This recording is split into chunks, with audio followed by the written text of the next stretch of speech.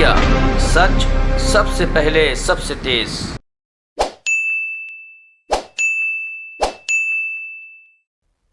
नमस्कार जी। भारत की प्रगति को गति देने वाले इंडस्ट्री के सभी दिग्गजों को, सीआईआई के सभी सदस्यों को नमस्कार।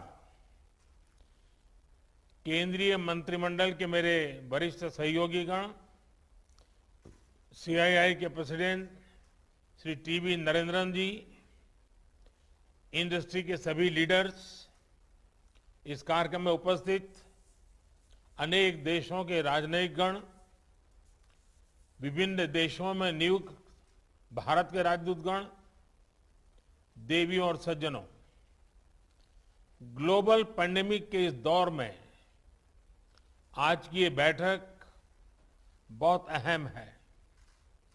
इतने बड़े संकट के बीच हम सरकार और भारत के उद्योग जगत की साझेदारी को मजबूत होते भी देख रहे हैं। मास्क, पीपीई, वेंटिलेटर से लेकर टीकाकरण तक देश को जो भी जरूरत पड़ी, जब भी जरूरत पड़ी, इंडस्ट्री ने आगे बढ़कर हर संभव योगदान दिया।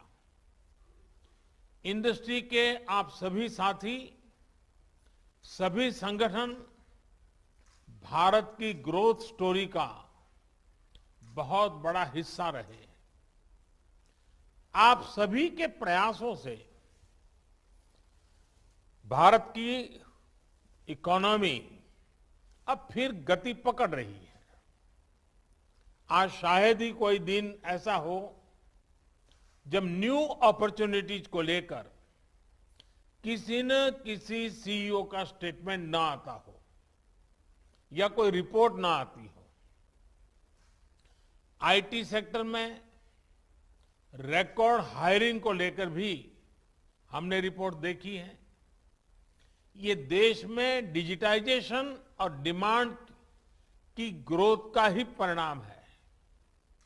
ऐसे में अब हमारा प्रयास होना चाहिए कि हम इन नए अवसरों का उपयोग करते हुए अपने लक्ष्यों की तरफ 2 गुनी गति से बढ़े।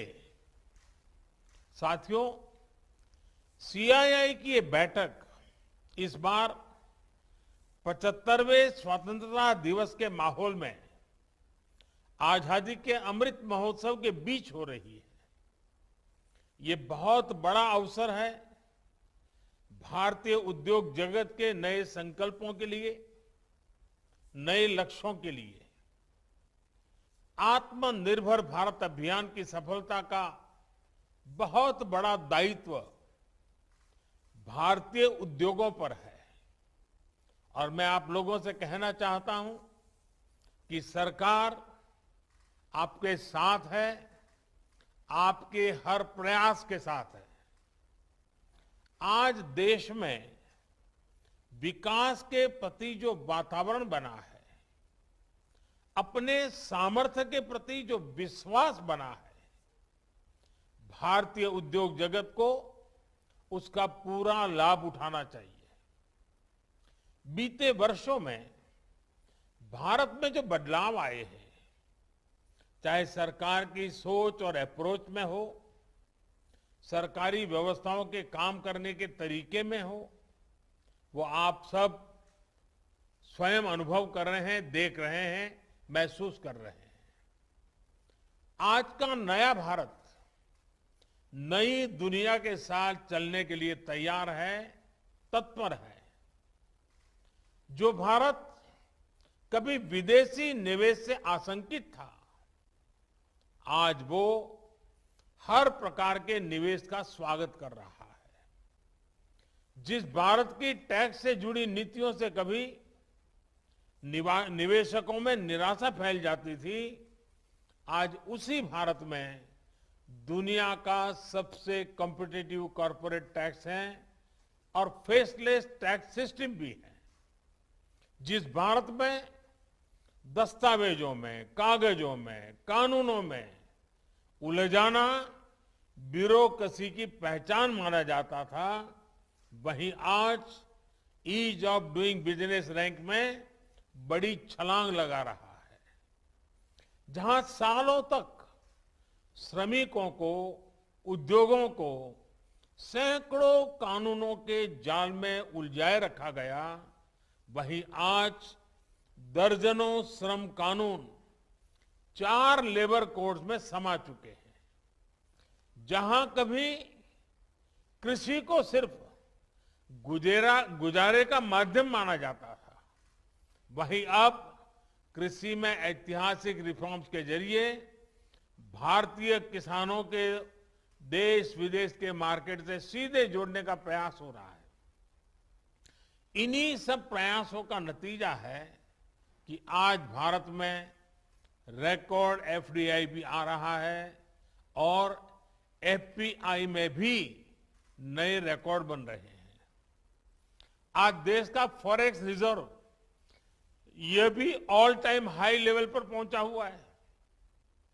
साथियों, नए भारत का थॉट प्रोसेस क्या है, उसका एक उदाहरण मैं आपको देना चाहता हूं। एक समय था जब हमें लगता था कि जो कुछ भी विदेशी है वही बेहतर है।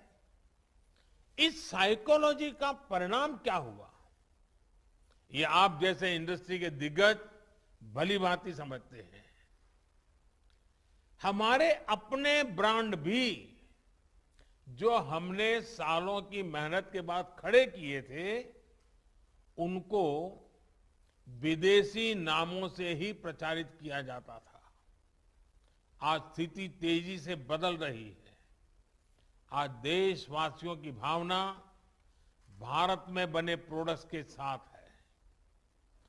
कंपनी भारतीय हो ये जरूरी नहीं, लेकिन आज हर भारतीय भारत में बने प्रोडक्ट्स को अपनाना चाहता है। यानी देश मन बना चुका है।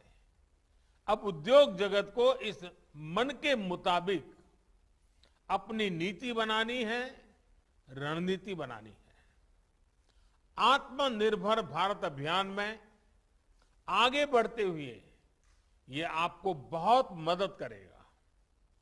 दूसरा एक फैक्टर है जिस पर भी आपको ध्यान देना चाहिए, ये है भारतवासियों का बढ़ता हुआ आत्मविश्वास। इस आत्मविश्वास को हम हर सेक्टर में देख रहे हैं। अभी हाल ही आपने ओलंपिक्स के मैदान में इसे अनुभव किया है। आज भारत के युवा जब मैदान में उतरते हैं तो उनमें मन में वो हिचक नहीं होती। वो मेहनत करना चाहते हैं, वो रिस्क लेना चाहते हैं, वे नतीजे लाना चाहते हैं। Yes, we belong to this place, ये भाव आज हम अपने युवाओं में देख रहे हैं। इसी प्रकार का आत्मविश्वास आज भारत के स्टार्टअप्स में है। आज यूनिकॉर्न्स नए भारत की पहचान भी बन रहे हैं। 7-8 साल पहले भारत में 3-4 यूनिकॉर्न्स रहे होंगे। आज भारत में करीब करीब 60 यूनिकॉर्न्स हैं। इनमें से 21 यूनिकॉर्न्स तो बीते कुछ महीनों में ही बने हैं। और ये बात आपने भी नोट की होगी कि यूनिकॉर्न्स अलग अलग सेक्टर में आ रहे हैं। हेल्थ टेक, सोशल कॉमर्स में यूनिकॉर्न्स का बनना ये संकेत दे रहा है कि भारत में हर स्तर पर कितना बदलाव हो रहा है। बिजनेस में रिस्क लेने की प्रवृत्ति, अपने सामर्थ्य पर भरोसा करने की प्रवृत्ति लगातार बढ़ रही है। इतनी बड़ी महामारी में भी हमारे स्टार्टअप्स के एम्बिशंस बुलंदियों पर है। इन्वेस्टर की ओर से भी इंडियन स्टार्टअप्स के लिए रिकॉर्ड रिस्पांस देखने को मिला है। स्टार्टअप्स की रिकॉर्ड लिस्टिंग भारतीय कंपनियां और भारतीय मार्केट के लिए एक नए युग की शुरुआत है। ये इस बात का भी एक और सबूत है कि भारत के पास ग्रोथ के असाधारण अवसर उपलब्ध है, ट्रिमेंडस स्कोप उपलब्ध है। साथियों, टेक्नोलॉजी को लेकर आज देश में जो उत्साह है वो सरकार को तेजी से रिफॉर्म्स के लिए प्रेरित करता रहा है। जो रिफॉर्म्स हमने किए हैं वो कोई आसान फैसले नहीं थे, कोई साधारण बदलाव नहीं थे। इन सारे रिफॉर्म्स की मांग दशकों से की जा रही थी। इनकी जरूरत हर कोई बता रहा था। इस बारे में बातें तो खूब होती थी, लेकिन फैसले नहीं लिए जाते थे क्योंकि ये मान लिया गया था कि ये बदलाव करना बहुत मुश्किल काम है। लेकिन आपने भी देखा है कि हमने वही फैसले कैसे पूरी दृढ़ता के साथ लिए हैं, यहां तक कि पैंडेमिक के दौरान भी रिफॉर्म की प्रक्रिया जारी रखी। और आप ये भी देख रहे हैं कि देश कैसे इन फैसलों के साथ खड़ा हुआ है। जैसे कॉमर्शियल कोल माइनिंग की शुरुआत की गई है, प्राइवेट सेक्टर पार्टिसिपेशन को खुलकर बढ़ावा दिया जा रहा है, डिफेंस सेक्टर में बड़े बड़े रिफॉर्म्स की शुरुआत की गई है, स्पेस और एटॉमिक सेक्टर जैसे एरियाज को प्राइवेट सेक्टर के लिए खोला गया है। आज नॉन स्ट्रेटेजिक के साथ साथ स्ट्रेटेजिक सेक्टर में भी प्राइवेट प्लेयर्स को अवसर दिया जा रहा है। सरकार के नियंत्रण को कम किया जा रहा है। ये सब मुश्किल फैसले आज मुमकिन हो रहे हैं क्योंकि देश अपने प्राइवेट सेक्टर पर, आप सभी पर भरोसा करता है। जैसे जैसे इन एरियाज में हमारी कंपनियां सक्रिय होगी, इनमें संभावनाओं का विस्तार होगा। हमारे युवाओं को ज्यादा से ज्यादा अवसर मिलेंगे, इनोवेशंस का एक नया दौर शुरू होगा। साथियों, हमारी इंडस्ट्री पर देश के विश्वास का ही नतीजा है कि आज ईज ऑफ डूइंग बिजनेस बढ़ रहा है और ईज ऑफ लिविंग में इजाफा हो रहा है। कंपनीज एक्ट में किए गए बदलाव इसका बहुत बड़ा उदाहरण है। आज ऐसे कितने ही प्रावधानों को डीक्रिमिनलाइज किया जा रहा है जो कभी हमारे उद्यमियों के लिए सरदर्द से कम नहीं थे। इसी तरह एमएसएमई सेक्टर को भी प्रोत्साहित करने के लिए कई कदम उठाए गए हैं जो उन्हें सीमित करने वाली मजबूरियों से मुक्त करेंगे। स्टेट लेवल रिफॉर्म्स पर भी आज विशेष ध्यान दिया जा रहा है। राज्यों को भी भागीदार बनाया गया है और उन्हें एडिशनल स्पेंडिंग फैसिलिटी दी जा रही है। मेक इन इंडिया के साथ साथ एम्प्लॉयमेंट और एक्सपोर्ट को गति देने के लिए देश ने प्रभावी पीएलआई स्कीम भी शुरू की है। ये सभी रिफॉर्म्स आज इसलिए हो रहे हैं क्योंकि आज देश में जो सरकार है वो रिफॉर्म्स कंपल्सन में नहीं कर रही है, बल्कि रिफॉर्म्स हमारे लिए कन्विक्शन का विषय है। आज भी हमारी रिफॉर्म्स की स्पीड बनी हुई है। अभी पार्लियामेंट के इसी सेशन में ऐसे कई बिल्स पास हुए हैं जो देश के इन प्रयासों को और गति देंगे। The factoring regulation amendment bill छोटे व्यापारों को क्रेडिट हासिल करने में मदद करेगा। Deposit insurance and credit guarantee corporation amendment bill small depositors के अधिकार की रक्षा करेगा। अभी हाल में हमने अतीत की गलतियों को सुधारते हुए रिट्रोस्पेक्टिव टैक्सेशन को भी समाप्त करने का निर्णय लिया है। इस फैसले की इंडस्ट्री में जिस तरह से सराहना हो रही है, मुझे विश्वास है इससे इंडस्ट्री और गवर्नमेंट के बीच विश्वास और मजबूत होगा। साथियों, आज देश में वो सरकार है जो राष्ट्र हित में बड़े से बड़ा रिस्क उठाने के लिए तैयार है। आपको याद होगा, जीएसटी तो इतने सालों तक अटका ही इसलिए क्योंकि जो पहले सरकार में वो पॉलिटिकल रिस्क लेने की हिम्मत नहीं जुटा पाए। हमने ना सिर्फ जीएसटी लागू किया, बल्कि आज हम रिकॉर्ड जीएसटी कलेक्शन होते देख रहे हैं। ऐसे कितने ही उदाहरण मैं आपको गिना सकता हूं, बता सकता हूं। आज आपके सामने एक सरकार है जो हर बंदिश को दूर कर रही है, हर बाउंड्री को पुश कर रही है। आज एक सरकार है जो आपसे पूछ रही है कि भारतीय उद्योग जगत की ताकत बढ़ाने के लिए बताइए अब और क्या करना है।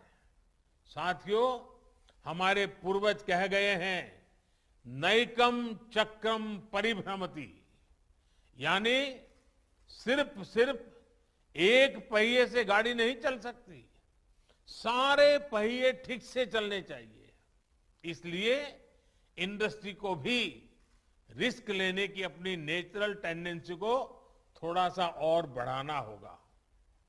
आत्मनिर्भर भारत के संकल्प की सिद्धि के लिए नए और मुश्किल रास्तों को चुनाव भी हमें करना ही होगा।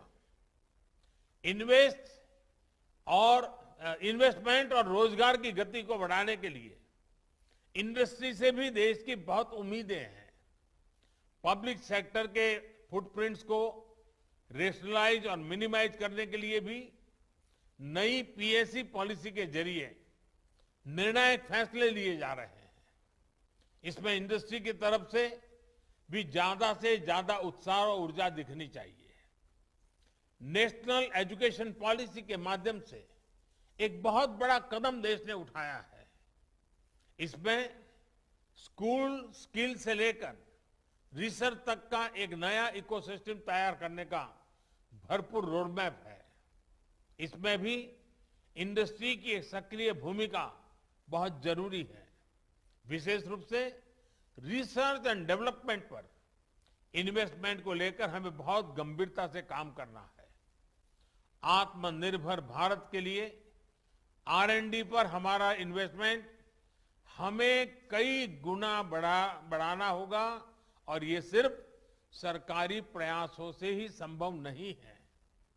इसमें इंडस्ट्री की बहुत बड़ी भागीदारी की जरूरत है। हमारा लक्ष्य ब्रांड इंडिया को मजबूत करने का है। हमारा लक्ष्य देश को समृद्धि और सम्मान देने का है। इस लक्ष्य की प्राप्ति के लिए हमें अपनी पार्टनरशिप को मजबूत करना है। मैं आपकी हर समस्या के समाधान के लिए, आपके हर सुझाव के लिए हर वक्त उपलब्ध रहा हूं और आगे भी रहूंगा। मैं फिर एक बार इस आजादी के अमृत महोत्सव के कार्यकाल में आपको भी अनेक अमृत संकल्प करने के लिए प्रेरित करें और आप सब संकल्प के साथ, नई ऊर्जा के साथ आगे आए। आप सभी को बहुत बहुत शुभकामनाएं। धन्यवाद।